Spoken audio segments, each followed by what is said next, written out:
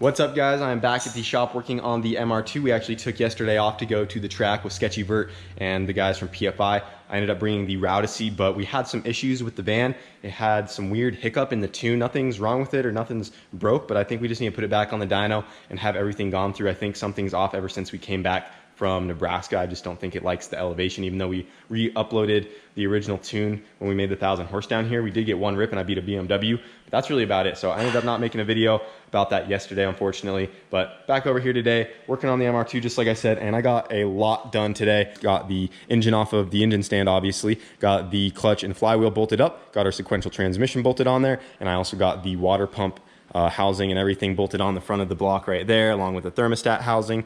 Got all that siliconed up, and I got the ATI damper put on right there as well. We have an oil pan back on the engine, even though it still has to come off for some things. But yeah, it is just about ready to be put into the car. Just got to get the alternator on with the belt, get the starter put on, and it's pretty much ready to go. And I also need to fix this motor mount, but that will be quick. We'll get the intake manifold and exhaust manifold and all that stuff on once the engine is resting in the car. But yeah, got that done today, and ever since that, I have just been working on this engine mount here on the passenger side. I had mentioned in the last video that this thing was a little messed up, and I have gotten a lot of work done on this thing. I was hoping to have this done a long time ago today and hoping to have the motor in by tonight, but I don't think that is going to happen. So let me show you guys where I'm at so far. So everything right now kind of looks pretty normal, but when I started on this tab right here was bent completely over this way, almost probably a full inch, and then this guy right here was caved in that way really far. You can even see where the bolt was digging in right here because this was pushed so far over. There's a crack right here because this whole tab buckled in really hard right there. So what I ended up doing is I took a crescent wrench on this guy. We had to pry that back out, and I put the bolts in there with the mount and just tightened it all together. That kind of pulled this straight, and a lot of hammering, using a port of power, whole bunch of stuff. Finally got this thing nice and straight. So that's out of the way. We had a couple cracks right down here. I got those welded up already with the TIG welder. So those are welded up, ready to go. It had a nut on the back side right here that had broken off. It had 4 factory little tack welds that held it in place from factory, but this nut completely broke off. So I had to run the bolt back in there and re-weld the fixed nut onto the back of that guy right there. That's good to go. And I got all this paint on this cleaned off right here because I'm getting ready to weld this piece up right here. So this guy is going to go just like so. I'm going to weld this all the way around, and this will be one of the first supports out of 3 that I'm going to be making. This is still caved in just a little bit that way. This is an 1/8 inch plate right here, and this is still caved in enough that with this plate, the mount still fits here, if that makes sense. So with this plate, it's not like the mount is too wide now. This is still pushed over a bit, so this plate is taking the space of that. We're gonna weld that guy in there all the way around. I'm going to add a little gusset in this section as well. And then I'm going to add a gusset off of this guy down to here, so then this can't tweak over that way anymore. I'm probably gonna do one right in the middle. But yeah, sorry if that's a lot of talking, guys. I've been working on this for a minute now. I still have to get this welded up. But yeah, we are really close. I'm gonna go ahead and get this welded into place.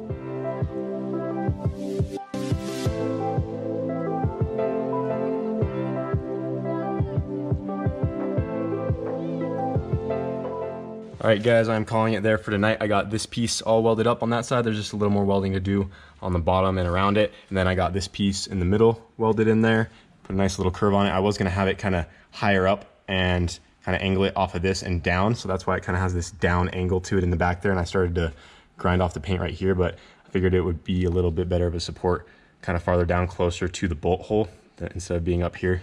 I think it looks pretty good, but yeah, just got to finish welding down inside of there. There's a little piece right here that needs welded up, and then tomorrow I just got to get a triangle cut out to gusset it this way, get everything painted up, and we will be good to go. So we'll pick back up on this tomorrow. So it is the next day, and I am just about ready to start painting this thing and get the engine put back into the MR2. I added this brace right here on the side just to help give this guy right here some more support. And as you guys saw last night, I got all this stuff welded in. I would like to box this in right here just because I don't like how that looks, but I wanted to leave this hole open in case the nut ever breaks off in the future for some reason. I can access that welded nut on the back side, because if we're pulling this thing in and out several times, it could possibly come off again later on, even though I got it welded on nice. But yeah, everything is good to go. I also had to fill up that crack that was right here. I had to push it back out, get that filled up, and then there was a hole back here that I had to weld up as well. But I'm just gonna take some Scotch-Brite, scuff up all of the rough edges on the paint, take off all of the burnt paint around this area right here, get it all primered up, and get some paint on this thing, and we will be ready to go. So this mount should be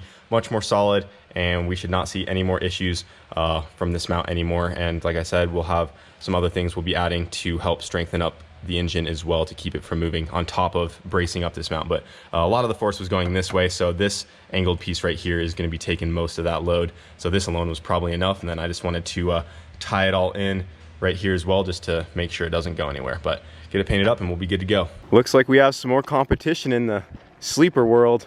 Yeah, the battle of the dad machines. We got the Rowdyssey next to this Escalade right here. Some of you guys may have seen this thing. He comes out to Streetcar Takeover. This thing is very fast, and they're gonna be playing with it on the dyno today. As you can see, it's on all 4 slicks. Built LSX, twin turbo, making well over 1,000 horsepower. And this thing is one mean girl. I think we want a piece of that van. I think one day we're gonna make it happen. We heard this guy was coming down, and this would definitely be a really sweet race. Yeah, we're to line up. Get this going for sure. Yeah, no, this needs to happen. Yeah. But find some other guys jump in on it too. Yeah, some other sleepers out there, hit us up, message us, get a whole fleet of giant sleeper race between. I mean, he said if you have 3 rows of seats, you should be automatically allowed in. Yeah, that's a good way to look at it. I think all of us could be in on this race. Yeah. There's enough seats for all of us. Everyone gets these a ride. We can all go. But yeah, this is Mitchell's LSX Escalade. They're getting ready to play with this thing on the dyno. I'm excited to see it go. I'm kind of working in between getting my MR2 put back together, but can't not show this thing rolling up to the shop. 76 millimeters versus a single 76 millimeter. And how much does this thing weigh? 6,100 pounds. And the van weighs like 3,000 pounds, just a little over. So it's like double everything, double cylinders, double turbos, double weight. Yeah, everything. Probably triple the torque. Yeah, yeah. But yeah, this thing is freaking sweet, man. Dude, the interior on this thing is so nice still.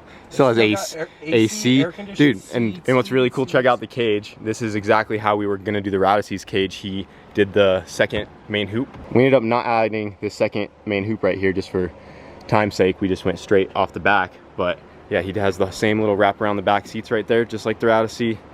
It's like the same cage setup, both all-wheel drive, just a much bigger vehicle. Yeah, and this one got certified, so it's good to 850s. Yeah. Which is freaking awesome.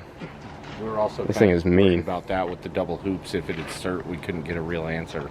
Oh yeah, but that was one our reason. Real answer. Yeah, so if we knew about this thing, we probably would have went ahead with it right away. We just didn't know if it was legal to do it like that. So I called a few people and nobody could give us a straight answer. So yeah, you'd be like, well, this guy did it. Here's how he did it, and talk to. I think actually someone mentioned you in the comments. Really? Yeah, they said that guy with the Escalade, he did it like that and it was fine. So I didn't know which one they were talking about. They were right. Yeah. Yeah, I mean, if it was you, comment now, because I'm pretty sure someone mentioned it.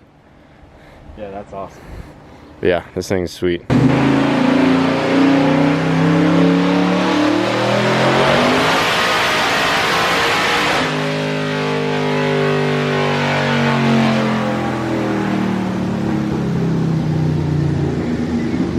Yay! 1530. 1530. Holy crap, dude. Push the door open. You're rattling my toolbox over there.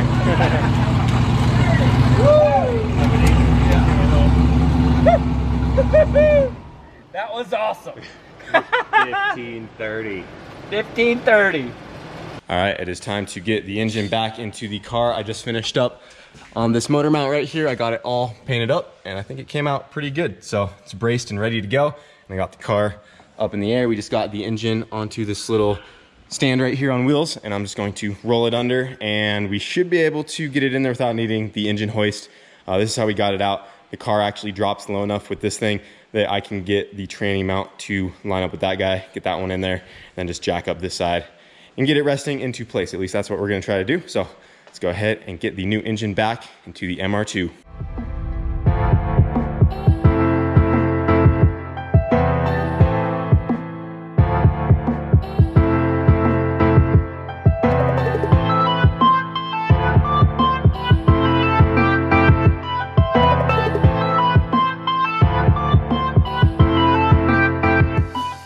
Check it out, guys. The MR2 has an engine again. Right now I just have it resting on the 2 side mounts, just this one and the one on that side, and that is the side that I had to reinforce, and everything is looking good and it lines up great. Yeah, she is back in the car. I am super excited. I'm gonna come back tomorrow and start buttoning up all of the accessories that go onto the engine, start throwing the harness and everything else on.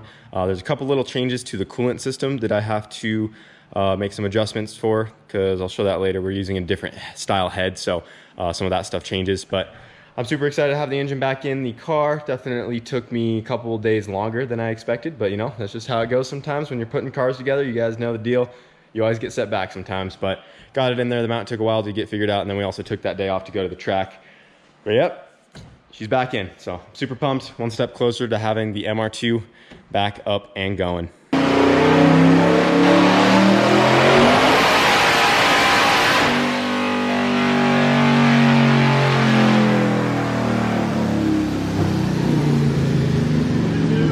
Holy crap! 1650!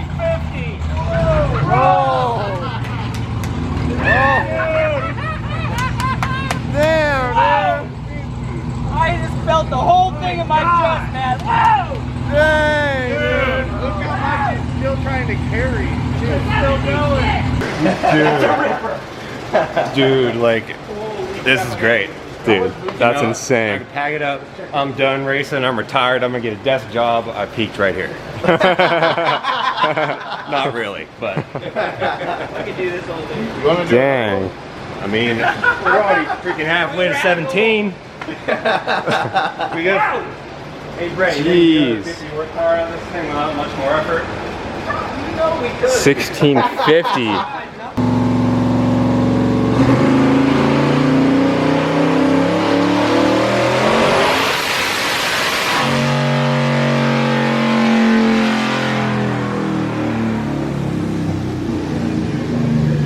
Oh! Hey! 1716. Holy crap. Wow. I'm good. We're good. We're good. Dang. That's crazy. Today's a freaking win. I'll tell you what. That's amazing, dude. Yeah. That's definitely about 2,000 crank. Oh yeah, all day. That's over 2,000. Over 2,000. It's going through a 9.5-inch 14-bolt rear end, a 4L80, and spinning the transfer case too. Dude, that's insane. And an unlocked converter. So we're. If it holds, it'll go 8s with that for sure. Oh, frick yeah, it will. Go deep 8s with We'd that. be trapping 160. Maybe more. Yeah, believe me, 152 on 20 pounds. That was like 400 horsepower ago. Dude, this thing's so wild. Holy crap. All right, guys, getting out of here for tonight. Got the engine in my MR2, and we got to check out Mitchell's sweet LS Escalade. Made freaking 1,700 horsepower earlier. 1,500 with the tire. Yeah, I wanted to get a little clip of this thing before you headed out. Where are you going back to? I'm going to Phoenix right now, then I'm going back to Dallas. Oh, so you have quite a journey still ahead of you. Yeah. Yeah, this thing is definitely sweet though. Be sure to leave a comment down below if you'd like to see this line up with the Rowdyssey one day. We're gonna do our best to make it happen. We just don't have the time or place to do it right now. Yeah, we'll make it a thing. We'll get some other people involved, and I got a channel too. It's called Stapleton 42. If you want to see more in-depth of my drivetrain, all that stuff, I got videos over there, so you can check it out. Yeah, this thing's sweet. Yeah, and we were just talking earlier, we want to try to gather up a whole bunch of guys with other sleepers that are on a pretty high level, you know, like other 1,000+ horsepower sleepers if they're out there. Just do like a badass sleeper off or something. Oh yeah. I mean, you know, it doesn't even have to be that crazy, but you know, just fast sleepers, it'd be fun to line them up. I got some people in mind, I'm sure you do too. Yeah. If you're out there and you got something, let us know about it. Yeah, I think sleepers are the best. Because sleepers are the best because not many people do them, and they're unique every time you do a sleeper. Yep. They always stand out. So, and this thing is definitely no joke. I mean, you've been a 950 in this, like 152, right? Yeah. Yeah, I mean, that's hauling. Yeah, with 20 pounds, and we just made 27 on the dyno, so we got a long way to go. Yeah, but he has the same issues the van has. Like the drivetrain has a really high risk of breaking if he launches it hard. He's in the same boat as I am kind of right now. He doesn't like digging it and stuff that much either. We're our situations are very parallel. Like, yeah, you got axles, I got transmission problems. We both haven't really figured them out yet. They're kind of, you know, doing the same thing. So I won't run it on this power level for quite some time, but we'll work up to it. Yeah, I was telling you, he has to turn it back down to that first tune to race me, dude. I mean, that's another class up above the van, I'd say, at that point. I mean, friggin' 1,700 horsepower. Yeah, frick, even from a roll, that'd probably like vaporize something. Like, there's just, if I let it out like that and it did not break, I would be shocked, honestly. Well, I guess only one way to find out, though. we're gonna find out someday, but maybe after race week. Yeah, this thing's awesome, though. So glad he could come down and we could check this thing out. And Brent got to tune on it, and he'll have a video out on this thing as well, showing the whole tuning process. So be sure to go check it out. Check out the boy Mitchell. Stapleton 42. Yep, we're gonna make this happen. Rowdyssey versus the LS Escalade. I'm not looking too hopeful for that. This thing is a monster, but we'll see you guys later.